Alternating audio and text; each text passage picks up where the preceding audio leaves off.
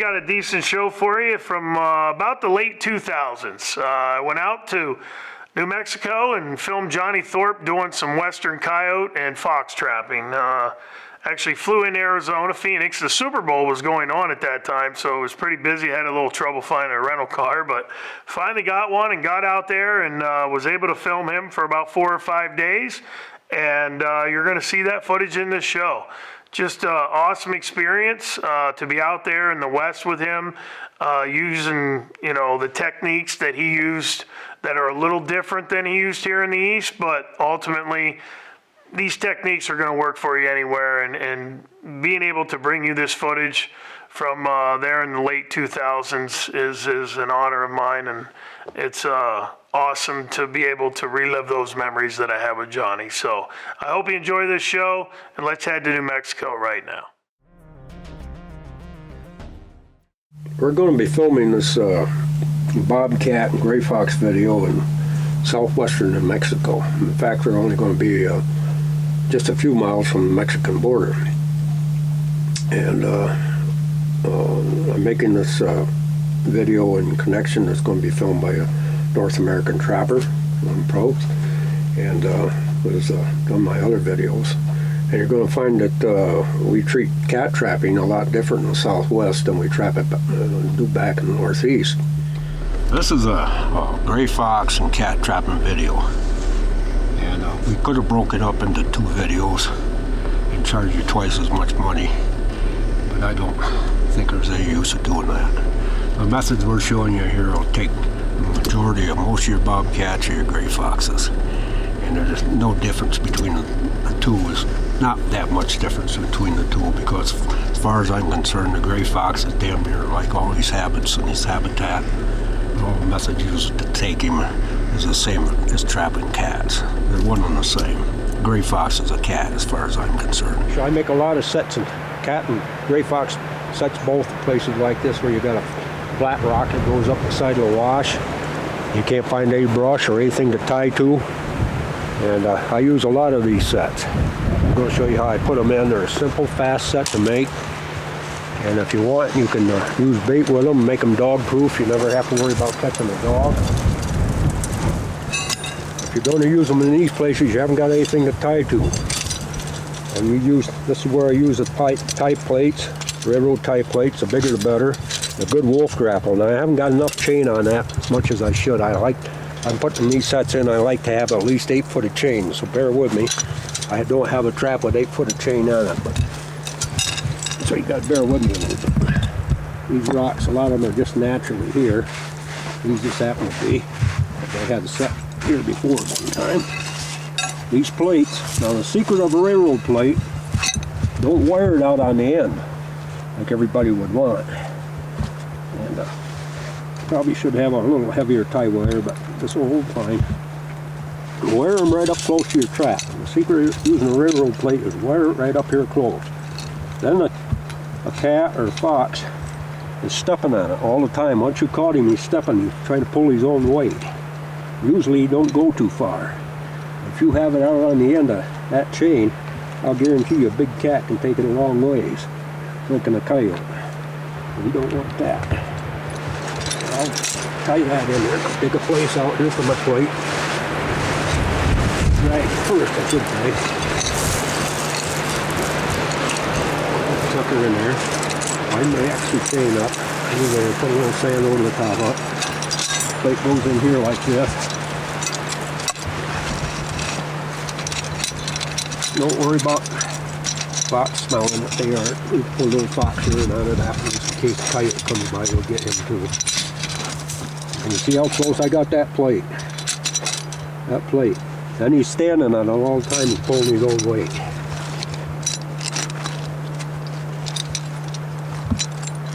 Simple, fast, easy sets to put in. It'll get you a lot of cats and a lot of foxes in the right place at the right time. Rock just a little bit there. Got so close to that plate, that's why I'm going to get that in there.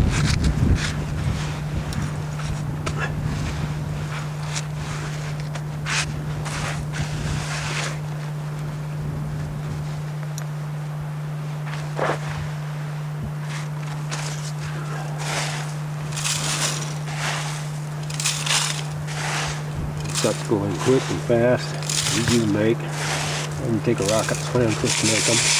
Don't really need any cat or any stepping stick at all. It's actually a blind set. When a cat comes down through here, a dog or a coyote or anything else comes down through here, he's going to walk right down, straight through here like that. Cat or a gray fox, even more so than cat. He's going to hug this rock just as tight as he can. If he comes down through here, he'll be just like a mink on a bridge abutment. He's going to be here. He isn't going out around it. He's going to be right here.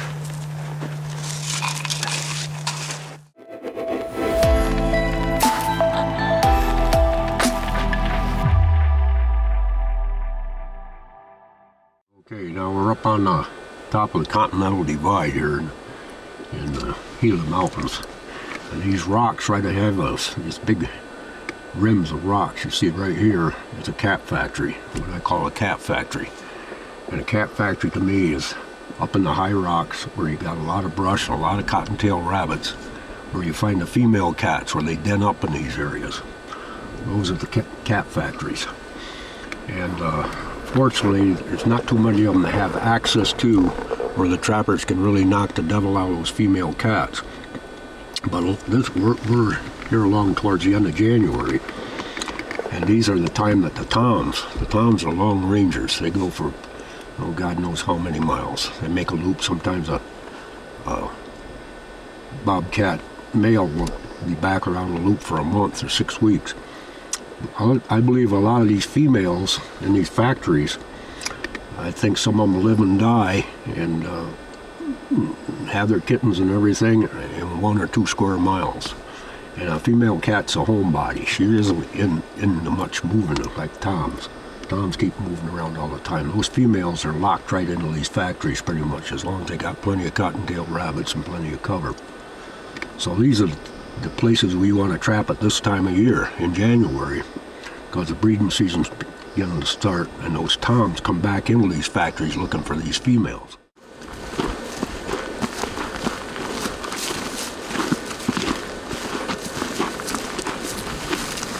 Okay, you can see we got a set right here now, kind of a half-ass dirt hole set, because I caught a skunk and a cat here, and I just stuck the bait stick in there and kind of made it like a flat set. The trap is sitting right there.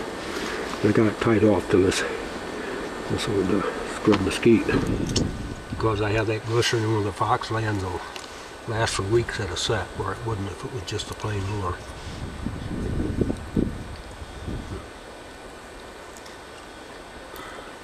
So we got a little lure there, we'll give it a little stuff. This has got some skunk in it.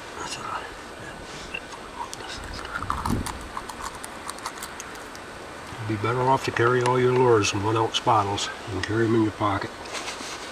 Carry one in the shirt pocket, carry a different one there. Only work with 2 lures at a time. You don't get yourself all screwed up. You get working with a half a dozen lures. Unless you keep a notebook, you don't know what one you got using it. What you're catching. I just haven't got time to use notebooks. I couldn't write half of it down anyway. This was sprung right in place, so we didn't really lose anything. It's probably a cow stepped on it. We haven't wived anything up here. And I may be down at my knees here, but I got enough coyote urine or spread around here. Don't worry about it. I always like to set with my dog out if I can. Doesn't really matter. I'm going to set the way the trap wants to set best. Set fairly tight to the hole. You're working with gray foxes and cats now, not coyotes. We're working with coyotes and back set. Back set it back here. Give you a little advantage, but you wouldn't catch a gray fox in it. Duff here is, regardless of what the weather is, this is probably the nicest stuff in this part of the country.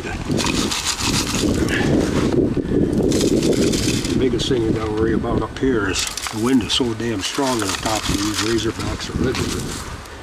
Sometimes you'll blow covering right off your trap.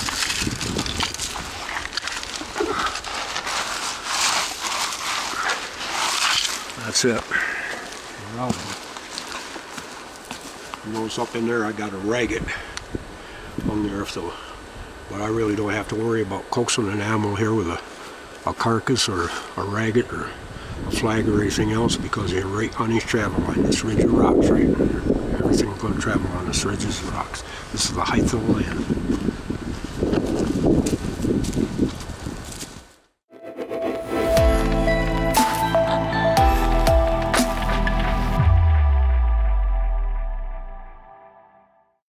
And I use a lot of these out on these open ridges, especially underneath these cat patches, underneath these rock ledges, because the cat can see them quite a long ways. Usually I prefer to put them close to the ground, because a white flag blowing in the wind to a cat up there is a rabbit. Put it up high, it's a flag. But anything that you got that'll coax them from a distance, they can see a long, long ways, helps. I don't hang it right near the set, usually. This is just a double dirt hole set. It's tied fast with a fox scrapple back in the bush. This is the blind set that produced 2 gray foxes. As you can see, it's a nice sand wash.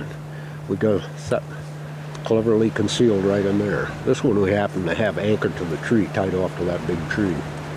But these washes, you don't want to bypass them. All you got to do is blind set them.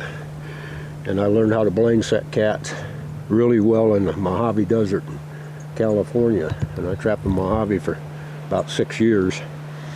In the last 2 years I trapped there, I got to where about 85% of my cat sets were all blind sets.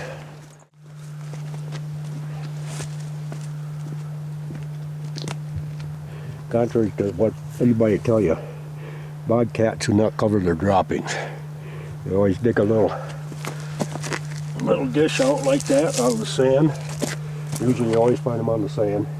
In these sand washes, or in the bigger washes, you'll find them where the smaller washes come in and meet with the bigger washes. That's where they usually have a toilet.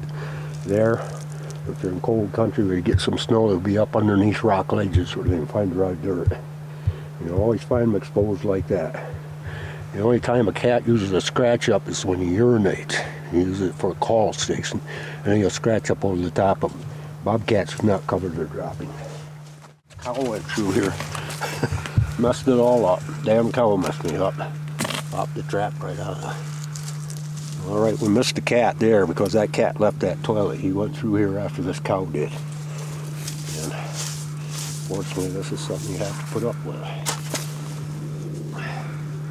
So we missed one here, Alan. That would have made 3. And these cats here are nice big leopard cats. So this particular one we got this trap stapled right in the root system right here in the wash. I like to use 2-inch fence staples if I can tie fast to some of these root systems.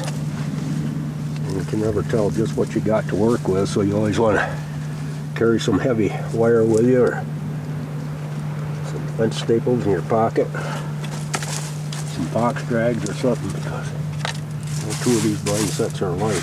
You can't always make them where you got something to tie off on.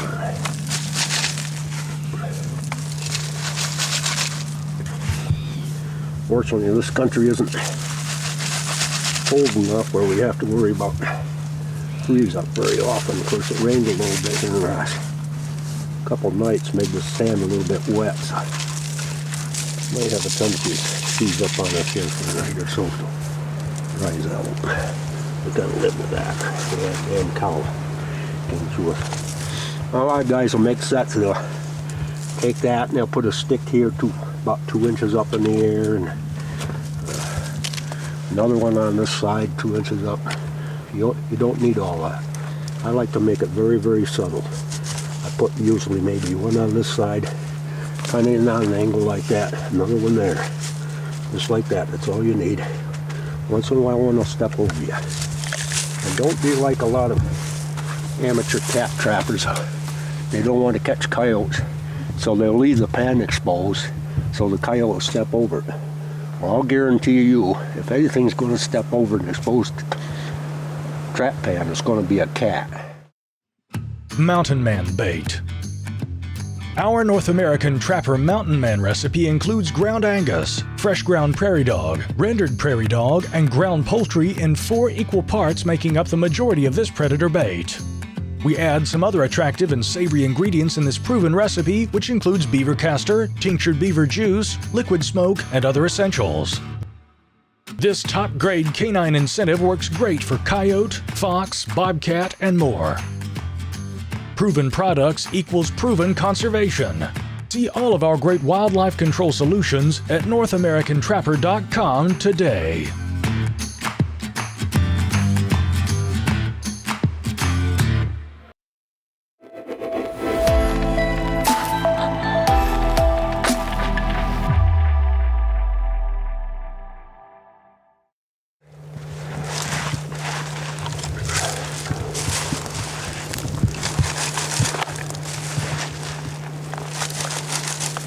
And don't be sloppy with your cat set, because it's going to cost you a lot of cats and a lot of gray foxes. Make these like you were going to make them for a coyote. I mean, damn it, use a little finesse on these sets. Don't build a bunch of rock cubbies or long barriers around them. Keep it pretty simple. You don't need them.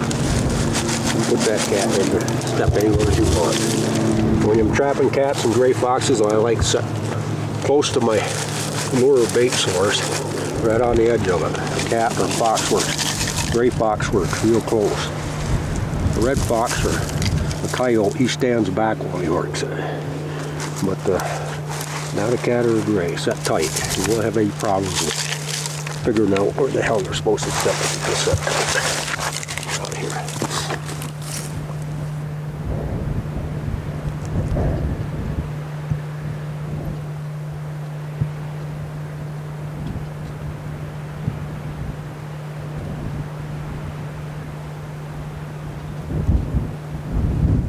This is another set which we got. It's only probably about 30 foot from the one that we just remade the set.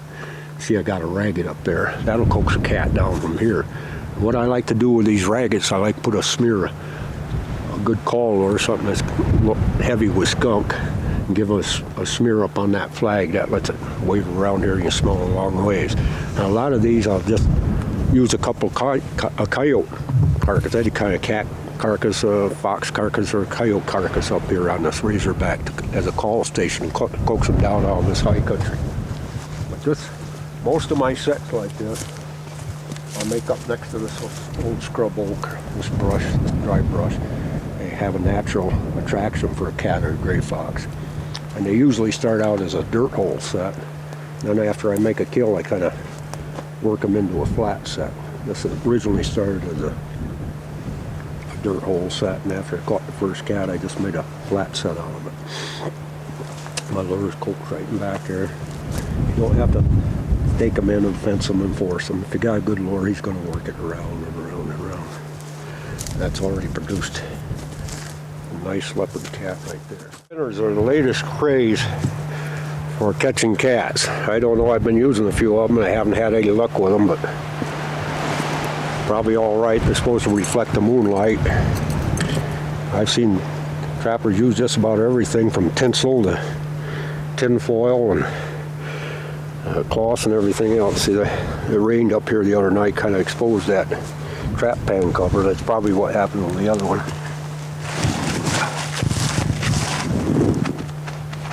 Yeah, this is throw solid. That's what happens a lot of times. A fox or a cat will come along when that ground covering's froze. You'll step on it and the trap don't fire. You don't fire till the sun hits on it, maybe for 20 minutes, and then it pops off and it'll stay right in the trap bed, and you'll wonder what the hell happened. Usually you haven't spooked an animal. You haven't wised him up because he stepped on it and the damn thing didn't spring and he's gone. As long as you don't come back and do it. But when the sun hits on it for about 10 minutes, then it'll pop. But we're going to blow this one up right away. We're not going to remake this set. A lot of times I'll build these, instead of using a dirt hole set, I'll just place these rocks in around to keep a cat from making him work it a little bit harder. Put him in where it is.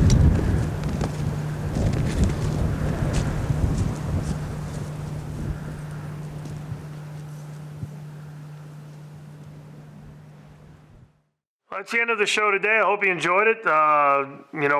Being out there in New Mexico, following Johnny for those 4 or 5 days is definitely a great memory of mine.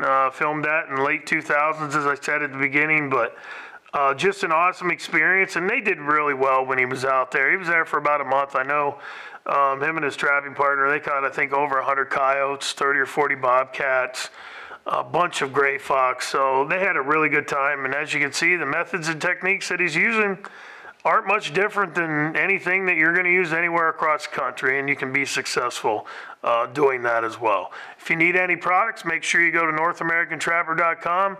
We've got pretty much everything that you need to get you started for success when you go in the field. Proven products equals proven conservation, and we'll see you next time.